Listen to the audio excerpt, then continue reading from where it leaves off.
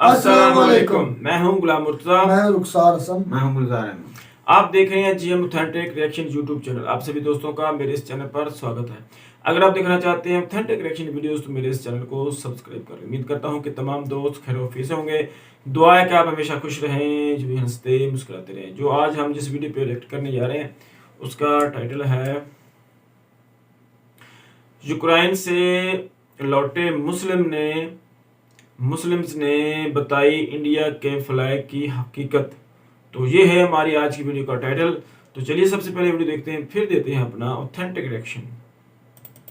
कि यूक्रेन से भी वापस आए हैं और तिरंगा झंडे को अपनी छाती के ऊपर लगाकर ये यूक्रेन से वापस आए हैं। ये वही तिरंगा झंडा है जिसकी शान और जिसकी ताकत आज यूक्रेन और रूस में होने वाले युद्ध के दौरान दुनिया को देखने को मिल रही है। अभी सबसे पहला सवाल तो यही है मेरा आपसे कि एक भारतीय होने पर और इस तिरंगे पर आज आपको कितना बड़ा गर्व महसूस हो रहा है?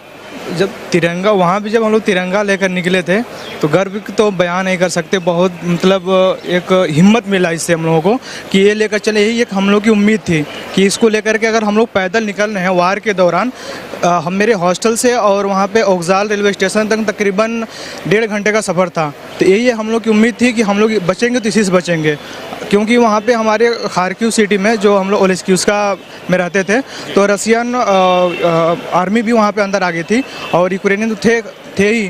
तो यही उम्मीद थी कि ताकि वहाँ पे हम लोग कोई आर्मी वाले कोई हार्म न पहुँचाए तिरंगा झंडा दे करके। तो हम लोग ले करके और उसके बाद से रेलवे स्टेशन निकल गए। 1.5 घंटे की सफ़र थी। फिर वहाँ पे हम लोग गए तो 4 घंटे बाद हम लोग को ट्रेन मिली लबीब के लिए। लबीब सिटी में हम लोग गए। उसके बाद से बाहर भूख लगी थी हम लोग बहुत, क्योंकि सुबह 6 बजे हम लोग हॉस्टल से निकले थे तो कुछ खाए हुए नहीं थे। 18 घंटा सफ़र की ट्रेन में हम लोग लबीब पहुँचे। लबीब पहुँचने के बाद से वहाँ पे तो सुकून मिला, क्योंकि वो सेफ़ जोन था। फिर बाहर हम लोग दोस्त वगैरह सब थे, होटल में गए, खाना वगैरह खाए। उसके बाद से कैब किए तो कुछ हमारे दोस्त हंगरी बॉर्डर पे निकल गए, हम लोग पोलैंड बॉर्डर पे निकल गए, क्योंकि पोलैंड बॉर्डर वहाँ से 60 किलोमीटर थी लबीब सिटी से। फिर पोलैंड बॉर्डर पे हम लोग आए तो तकरीबन 6 घंटे बाद हम लोग पोलैंड के अंदर एंट्री किए। पोलैंड की जो आर्मी थी वहाँ पे जो पोलैंड में जो एम्बेसी वाले थे बस लेकर के खड़े थे पोलैंड में बॉर्डर के पास ही। पोलैंड की आर्मी हम लोग को उनके हवाले की। उसके बाद से वहाँ की एम्बेसी वाले जो पोलैंड के थे हम लोग को होटल ले गए। 3 घंटे का सफ़र था रात में। तकरीबन 4 बजे रात को हम लोग होटल पहुँचे। वहाँ पे गए, हम लोग नाश्ता वगैरह मिला और आराम किए। हम लोग दो दिन तक हम लोग पोलैंड होटल में थे। उसके बाद से पोलैंड से हम लोग यहाँ की जर्नी दिल्ली आ गए हम लोग। आबिद अली, क्या कहेंगे आज?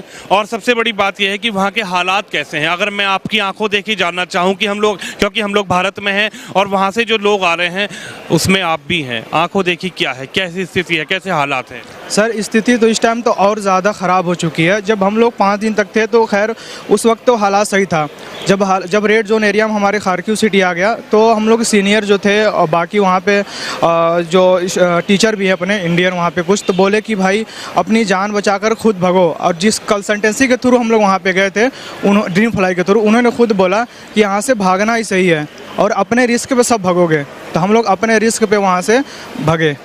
क्या हालात हैं आपको लोग? क्या गोलीबारी जो हो रही है, जो बम ब्लास्ट हो रहे हैं, जो मिसाइल्स वगैरह जो गिराई जा रही है, मतलब उसके बारे में थोड़ा बताइए, कैसे हालात तो बहुत बुरी है। वहाँ पे जो भी ग्रोसरी की दुकानें थी, शॉप वगैरह बड़ी, जैसे वहाँ पे ATB सिल्पो नाम से दुकानें हैं बहुत बड़ी बड़ी, वहाँ पे हम लोग सब्जियाँ खाने की चीज़ें लेते थे।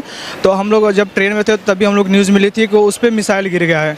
काफ़ी सारे बिल्डिंगें मतलब टूट गया। हम लोग के हॉस्टल के बगल में काफ़ी मिसाइल गिरी है। जब हम 5 बंकर में थे, बंकर में हम लोग 5 दिन गुजारे हैं। उसके बाद से हम लोग वहाँ पर रजिस्टर लगे भागे। बंकर में थे तो कुछ वक्त तक हम नमाज़ पढ़ने के लिए अपने रूम में गए। विंडो के पास ही खड़े थे हम। उसके बाद से 3 मिसाइल गिरी। पहली मिसाइल गिरी तो हमने खुद अपने आंखों से देखा, अपने हॉस्टल ऊपर से गिरा है। मेरे हॉस्टल के तकरीबन 2 बिल्डिंग के पीछे अपोजिट तो पूरा आग टाइप गिरा। फिर दूसरी जब मिसाइल गिरी तो हम लोग रूम छोड़ करके नीचे बंकर में भगे। तो वो मंजर हम लोग मूवी में देखते थे, सब सीन देखते थे, इंजॉय करते काफ़ी। बट हम लोग आंखों से देखा ना तो बहुत मतलब डरावना, बहुत ही भयानक मंजर था वो। बहुत ज़्यादा हम लोग डर गए थे। यूक्रेन में क्या स्थिति और आप लोग कितने दिन से भूखे थे, कैसे यहाँ तक का जो सफ़र है अभी कैसे तय हुआ? अभी थोड़ा प्रॉब्लम था हम लोग को। यूक्रेन से हम लोग को डीन ने जो है रातों रात हम लोग को मतलब शिफ्ट कर दिया दूसरे प्लेस। अभी हम लोग हंगरी बुडापेस्ट में थे, अभी हम लोग वहाँ से आ रहे हैं। हालत है, काफ़ी लोगों की डेथ हुई है, इंडियन स्टूडेंट्स की भी डेथ हुई है। यूक्रेन की हालत बहुत बुरी है। बहुत अच्छा, इन लोगों ने बहुत अच्छे से हम लोगों को फ्लाइट में ट्रीट किया, बहुत अच्छे से बैठाया, खाना वाना प्रोवाइड किया, बहुत केयर किया, बहुत अच्छे से हम लोग को यहाँ पे लेके आया गया। कोई भी प्रॉब्लम रास्ते में हम लोग को नहीं हुआ है। क्या नाम होगा आपका? सर मोहम्मद उमर नाम है मेरा। मोहम्मद उमेर। मैं अगर वहाँ के हालात जानना चाहूँ तो क्या हालात है अभी? सर वहाँ के हालात अभी नॉर्मल है। जिस सिटीज़ में मैं था उस सिटीज़ के तो हालात अभी नॉर्मल है अल्हम्दुलिल्लाह। बट जो हालात ख़राब है वो कीव और जेप्रोजिया, खारकीव, इन 3 जगह के हालात थोड़े ऐसे हैं। एक भारतीय होने पर आपको कितना गर्व हो रहा है? नहीं, ये बात बहुत अच्छी है। किसी ने हमको नहीं रोका, हमने अपनी बसेस वगैरह पर तिरंगा लगाया अल्हम्दुलिल्लाह। तो कुछ ऐसे हमको किसी ने नहीं रोका, बस बॉर्डर वगैरह पे चेकिंग थी, नॉर्मली चेकिंग हुई, उसके बाद उन लोगों ने हमें इजीली वहाँ से मूव ऑन कर दिया। क्या करने गए थे आप, क्या स्टडी करने गए थे? मैं MBBS कर रहा हूँ वहाँ पर। MBBS कर रहे जी, थे। मेरा 4th ईयर है, 4th ईयर कंप्लीट हुआ है, मैं 5th ईयर का स्टूडेंट हूँ अब। सरकार अच्छा काम कर रही है अपनी तरीके से, लेकिन वहाँ की गवर्नमेंट भी बहुत अच्छा काम कर रही है। जो सारा अरेंजमेंट है वहाँ पे बॉर्डर के पास, वो सब वहीं की गवर्नमेंट का है। जैसे लाइक रोमानिया बॉर्डर हुआ, पोलैंड बॉर्डर हुआ, हंगरी बॉर्डर हुआ, तो वो वहीं की गवर्नमेंट हम लोगों के लिए बहुत अच्छी सुविधा, खाने से लेके वहाँ रहने वगैरह सारी चीज़ें वो ही प्रोवाइड कर रही है। बाकी गवर्नमेंट जो है हम लोगों को यहाँ लेकर आ रही है free of cost, without ticket, तो ये भी उनका बहुत अच्छा योगदान है हमारी गवर्नमेंट का। बहुत ज़्यादा याद आ रही थी बेटे की, और मैं इंडियन गवर्नमेंट को थैंक यू बोलूँगी। हमारा बच्चा सही सलामत हमारे साथ परिवार में सही सलामत आ गया है। नहीं, सीरियसली सर, तिरंगे झंडे पर इतना ज़्यादा प्राउड हो रहा है ना अभी इस समय पर कि मैं बता नहीं सकता। सोच लो हमारे लिए, जो हम यूक्रेन से अपने भारत आए ना, हमारा पासपोर्ट यही था, है ना। जितने भी आर्मीज़ थी, है ना, मतलब जब हम बस में जब हम निकल रहे थे तो हमको हर 10 मिनट में जो चेक पॉइंट्स मिल रहे हैं, वहाँ पे आर्मीज़ मिल रही है हर जगह, तो उन्होंने सिर्फ हमारे झंडे को देख के यूँ बोला कि प्लीज़ आप जा सकते हैं। हमको बिल्कुल भी इतना मतलब रोका वोका नहीं, इतना कोई प्रॉब्लम नहीं हुई वहाँ पे। हालात क्या है वहाँ के अभी? देखो अभी वहाँ पे जैसे देखो क्या था, वहाँ पे है ना यूक्रेनियंस पीपल्स बेसिकली है ना वेट कर रहे थे कि यहाँ से इंडियंस है ना रुक जाए, या तो हम उनको रोक लिए। आपने मे भी सुना भी होगा कि वहाँ पे है ना अभी के समय पर इंडियंस को रोक के रखा हुआ है लोगों ने, है ना, वहाँ के जो नेटिव्स हैं। बट क्या है, अभी जैसे हम निकल ही चुके हैं और बस मैं सॉरी। खुश हो? बिल्कुल, बहुत खुश हूँ मैं। नरेंद्र मोदी के लिए क्या कहेंगे? सरकार ने जो पॉलिसी चलाई, जो इन्होंने जो करा है नरेंद्र मोदी जी ने, उनके लिए तो सीरियसली बहुत बहुत धन्यवाद है दिल से। मतलब हम रोमानिया बॉर्डर पे थे, हमको बिल्कुल भी लाइन नहीं मिली, हम सीधा एंट्री करते गए। और खाने की तो मतलब पूछो मत, कि वहाँ पे आने के बाद है ना हम अपनी सारी टेंशन परेशानी सब भूल चुके थे। वहाँ पे हमको 24 घंटे जो खाना है वो खाओ, जैसे मर्जी, सब कुछ प्रोवाइड था, हर एक चीज़, है ना, कोई कमी नहीं थी वहाँ पे। क्या नाम है आपका? अदिति त्यागी। अदिति, क्या कहेंगी? बहुत बुरा वक्त आप लोगों ने देखा, और जो युद्ध वॉर चल रही है, क्या कहेंगे उसके बारे में? वहाँ के हालात कैसे हैं? और आप तो अपने माँ बाप से मिल लिए हैं, उन बच्चों के बारे में क्या कहेंगे जो भी, क्या वहाँ पर कुछ लोग और भी स्टक है आपके फ्रेंड? खार्किव के अंदर अराउंड 400 पीपल स्टक है, इंडियंस जो वहाँ पे स्टक है, जिसमें से कुछ 2 तो मेरी क्लासमेट्स हैं जो वहाँ पे स्टक है। उनके पास कोई, वो किसी, उनको एडवाइजरी जारी की कि आप किसी गांव में चले जाओ, पर अभी उन्हें उस गांव से निकालने की कोई नहीं है। और वहाँ से रेलवे स्टेशन भी दूर है, कैसे जाएंगे? और जो मैं फर्स्ट उसमें निकल आई कि मैंने टैक्सी कराई, मैं निकली, मुझे एस्केप का मौका मिला। और जो सेकेंड डे आए, बॉम्ब शेलिंग हो रही थी, और ज़्यादा पर डे हर दिन, मतलब कंडीशन वर्स ही हुई है, कोई सुधरी नहीं। पहले 5 दिन बंकर में थे, बॉम्ब शेल्टर्स में थे, वहाँ पे सिनेरियो अलग था कि हाँ कल बचेंगे, कल वापस फ्लैट जाएंगे, कल ठीक होगा सब कुछ। पर जैसे ही EU साइन हुआ और नेगोशिएशन हुई, रशिया और यूक्रेन की जो संबंध और बिगड़े, तो हमें लगा कि अब नहीं बचेंगे। और वहाँ पे थोड़ा रेसिज्म भी होगा कि खाने को नहीं है, और आप पानी तक नहीं है, टैप वाटर बॉईल करके, जो भी वहाँ के लोगों को थोड़ा आइडिया है कि हाँ बॉम्ब शेलिंग का कैसे। हमारे लिए सिनेरियो बहुत डिफरेंट था, कभी सोचा नहीं था कि बॉम्ब शेल्टर क्या होता। मैं इंडिया में थी, मैंने कभी सोचा नहीं था बॉम्ब शेल्टर नाम की कोई चीज़ होगी। और एक दिन में, एक रात, एक झटका, और मैं एक बॉम्ब शेल्टर में पहुँच गई। और उसके 5 दिन बाद मेरी लाइफ इतनी ड्रास्टिक चेंज। मैं 6th ईयर की स्टूडेंट हूँ, महीने बाद मेरी डिग्री थी, हम उसी कारण रुके हुए थे कि 2 महीने डिग्री है, डिग्री कंप्लीट होगी तो आराम से घर जाएंगे। लेकिन हमें इतनी आफत में, हम वहाँ पे अपने फ्लैट छोड़ के आए हैं, फ्लैट्स पे थे। हमारे नेबर्स भी हैं जो हमें, अगर हम 6 साल से किसी जगह रह रहे हैं तो हमारी अटैचमेंट है, और हमारे नेबर्स भी अभी वो तक स्टक है वहाँ पे, जो वहाँ के खुद यूक्रेनियंस हैं।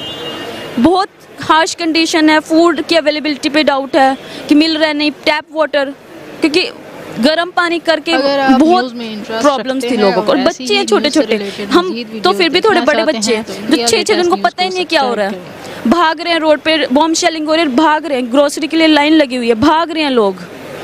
बहुत हार्श सिनेरियो, बहुत ज़्यादा लाइफ की बहुत चीज़ें फील की कि कपड़ा, रोटी और मकान वाला चीज़ रहती है लाइफ में। वहाँ पे अमीर से अमीर बंदा बैठा होगा बंकर में, सिर्फ पानी और खाने के लिए और अपने आप को बचाने के लिए। जान बहुत ज़रूरी होती है। आप लोगों को कितने दिन भूखा रहना पड़ा, अगर मैं जानना चाहूँ? 5 दिन हम उसमें थे। हमारे पास पैसे थे, हमने जाके परचेज की चीज़ें, रश किया। जिस दिन 24 को फर्स्ट बॉम्बिंग हुई ना खार्किव में, तो पूरा खार्किव हिल रहा था। लोग ग्रोसरी स्टोर पे, नियर बाय ग्रोसरी स्टोर पे भाग गया। जब भाग रहे थे तब भी बॉम्ब शेलिंग हो रही थी। सबने अपना एडिबल्स ग्रैब किया और निकले वहाँ से। लेकिन जैसे जिसके पास पैसे हैं, किसी के पास पैसे नहीं है, प्राइस हाइक लेके भागे, किसी को कुछ मिला, किसी को नहीं मिला। और फिर 3 बजे ज़्यादा बॉम्ब शेलिंग हुई तो 3 बजे हम दोबारा से भागे बॉम्ब शेल्टर में। उस वक्त पता चला कि यहाँ से निकल भी पाएंगे नहीं। बॉम्ब शेल्टर कहाँ है?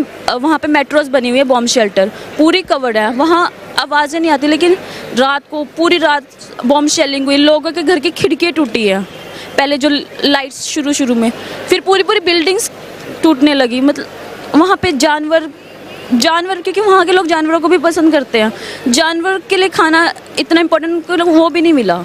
इंसान तो दूर, सब परेशान है उस चीज़ के, बच्चे छोटे, बहुत वर्ष कंडीशन सिनेरियो, बहुत ज़्यादा। अब मम्मी पापा से मिल लिए आप? अभी मैं थोड़ा रिलीफ हूँ। मुझे अब मैं बाहर बैठी हूँ, मेरे रिलेटिव ज़्यादा टेंस है कि मैं कैसे सर्वाइव कर रही हूँ। हम माना एक ब्रेड पे जिंदा, पर हम उस थोड़ा शेल्टर में सेफ थे। लेकिन जब लगा ना कि वहाँ सेफ नहीं है तो रिस्क लिया, टैक्सी ग्रैब की और पहुँचे। बच्चों को तो मिली भी नहीं। मैं थोड़ी लकी थी कि मेरे को मिली टैक्सी।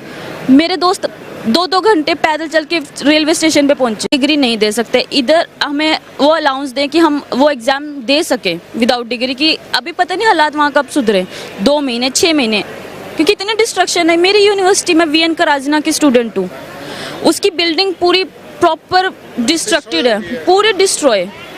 यानी जिस यूनिवर्सिटी में आप पढ़ रहे थे बिल्डिंग गिर गई पूरी? हाँ, क्योंकि वो वहाँ की मेन यूनिवर्सिटी थी, VN कराजीना। स्ट्रक्चर ही खत्म हो गया।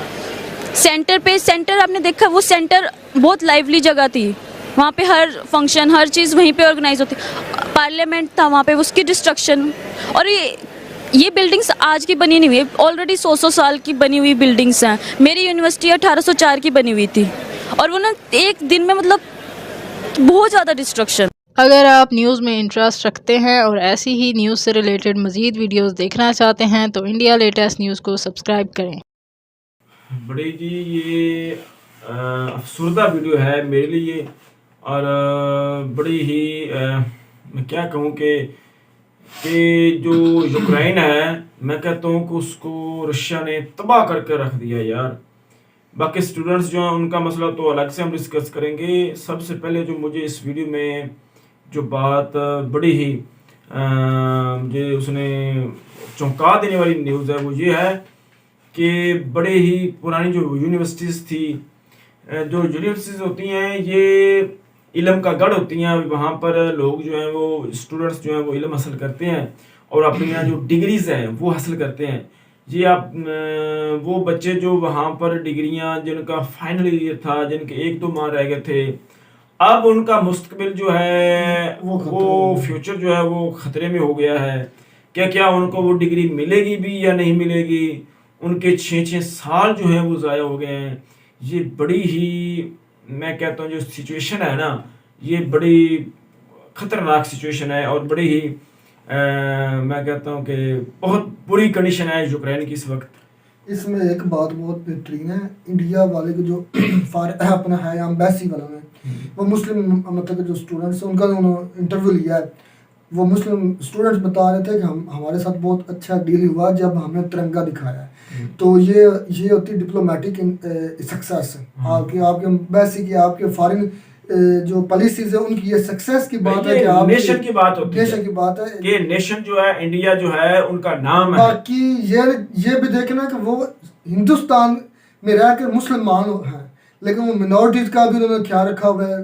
लेकिन हाँ, वहाँ पर जो है ना, ये भी ठीक आपकी बात है, मुस्लिम है, लेकिन वो जो नेशनैलिटी उनकी है वो इंडियन है। असल में है कि वो भारतीय हैं, वो इंडियंस हैं, भारतीय मुस्लिम है। हाँ जी, वो इंडियंस हैं, जिसकी वजह से उनको वो आपने नहीं सुना, वो बता रहे थे कि हमारा जो फ्लैग था ना, तिरंगा, यही हमारा पासपोर्ट था, कि जब वो हमारा फ्लैग देखते थे तो हमें वो जाने देते, हम चेक ही नहीं करते थे। ये भी बड़ा पॉजिटिव पॉइंट है, भारत के लिए अच्छा है ना। वो यूक्रेनी जो हैं वो 25 लाख के ज्यादा ही हाँ, ज्यादा वो चले गए हैं। वो हालात यूरोप के ऐसे हैं कि कोई इमिग्रेशन ऊपर यूरोप में नहीं है इस वक्त।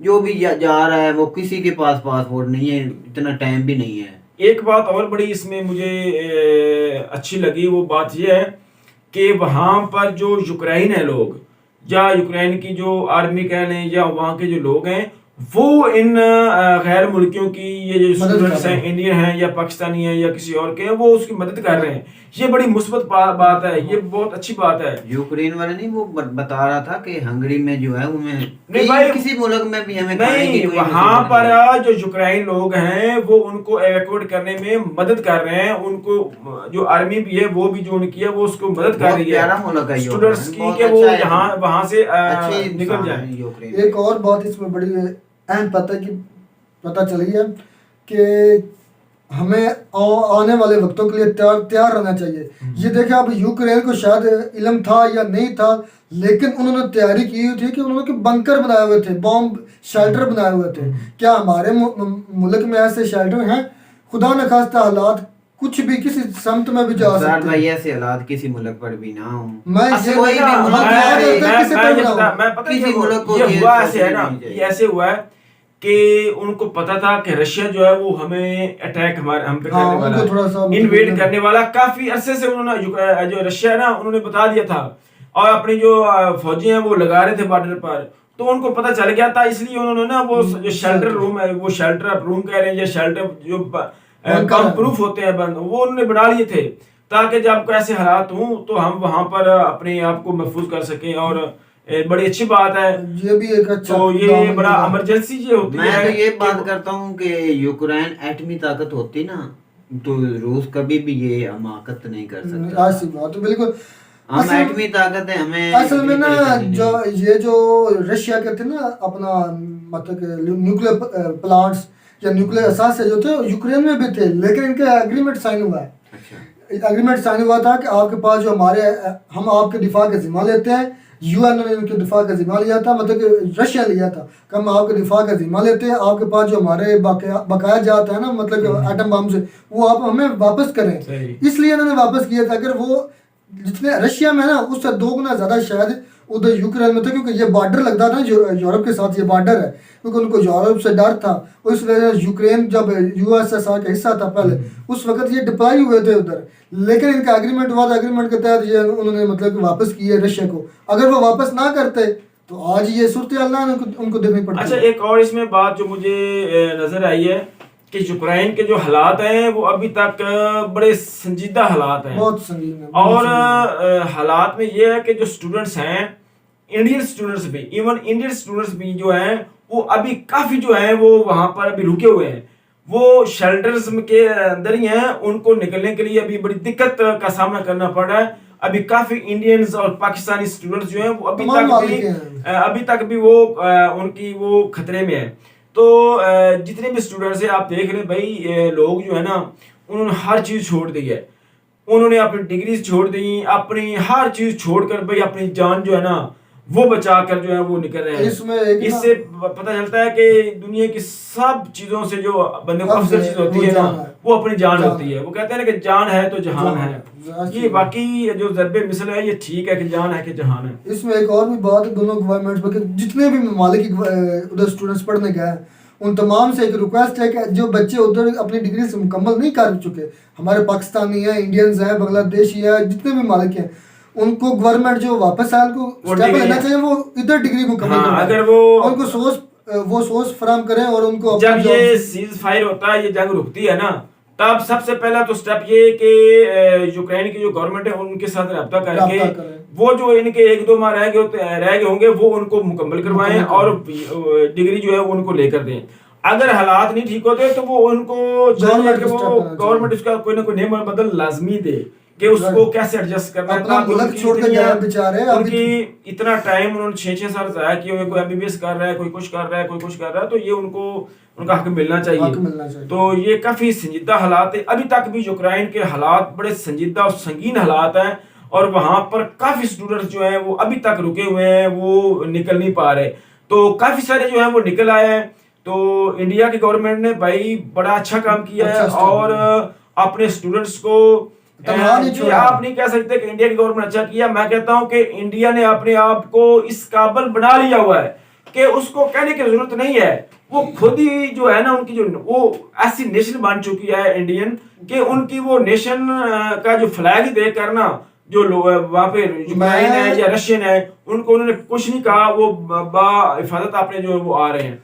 ये भाई प्राउड की बात है और बड़ा मैं कहता हूँ कि इंडियंस को गर्व होना चाहिए कि उनकी वो एक नेशन बन चुके हैं और हमारे मुल्क को भी एक ऐसी ही नेशन बनना चाहिए ताकि हम भी अपने मुल्क पर गर्व करें। हम करते हैं, लेकिन ऐसा हो कि जब हम पर खुदा न खास्ता को ऐसे हालात हों तो भाई हमें हमारे झंडे की, हमारे पासपोर्ट की भी कोई इज्जत करे और हम भी ऐसे इज्जत के साथ अपने मुल्क को वापस लौट सकें। तो भाई रुखसार कोई बात करना चाहते हैं?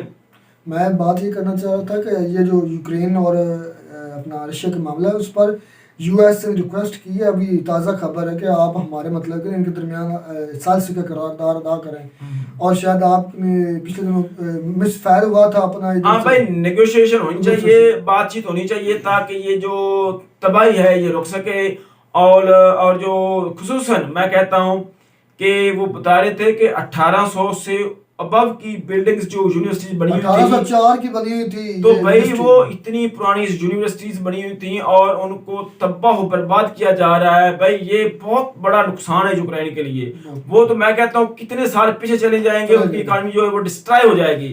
तो भाई इसका मसले का कोई हल कोई ना कोई निकलना चाहिए। मैं तो आज खबरों में सुन रहा था कि जो नाटो की अफवाज है ना वो पोलैंड के बॉर्डर के करीब मशकें कर रही है। मैं तो परेशान हूँ कि ये तीसरी आलमी जंग ना लग जाए। तो अल्लाह बचाए जी आलमी जंग से।